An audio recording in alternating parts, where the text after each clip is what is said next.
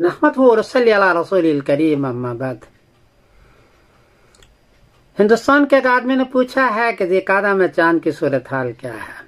जवाबन अर्ज़ है कि 20 मई बरोज शनिचर को इंडिया में चांद को चाहिए 9 डिग्री, बर्मा में चांद को चाहिए 9 डिग्री, बांग्लादेश में चांद को चाहिए 9 डिग्री, नेपाल में चांद को चाहिए 9 डिग्री।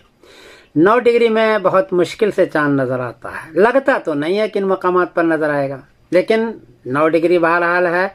मैं कोई हाथ में फैसला नहीं कर सकता। कराची में चांद को चाहिए 10 डिग्री, लेकिन बी कैटेगरी है। पेशावर में चांद को चाहिए 10 डिग्री, ईरान में चांद को चाहिए 10 डिग्री, और उम्र हो चुकी है 22 घंटे 18 मिनट।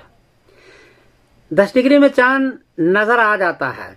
अगर इन्हें कराची, पेशावर, ईरान में चांद नजर आ जाए और गवाही हो जाए तो आप ले सकते हैं गवाह झूठे नहीं है, इसलिए कि 22 घंटे 18 मिनट इसकी उम्र हो चुकी है।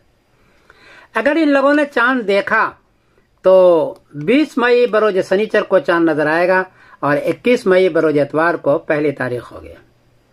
और अगर इंडिया पाकिस्तान में चांद नजर नहीं आया तो 21 मई बरोज इतवार को इंडिया में चांद को चाहिए 21 डिग्री, बर्मा में चांद को चाहिए 20 डिग्री, बांग्लादेश में चांद को चाहिए 21 डिग्री, कराची में 22 डिग्री, पेशावर में 22 डिग्री, नेपाल में 21 डिग्री और ईरान में 22 डिग्री।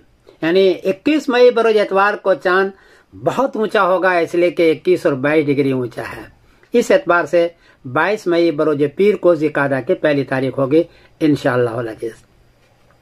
बहरहाल देखें, क्योंकि बीच बीच का मसला है कराची वगैरह में, इसलिए मैं ये भी कह सकता हूँ कि नजर आ जाएगा और ये भी कह सकता हूँ कि नजर नहीं आएगा। नजर आ जाए तो आप कर लीजिए, नहीं आया तो एक दिन बाद में जाइए और 22 मई बरोज पीर को ज़िलक़ादा की पहली तारीख कर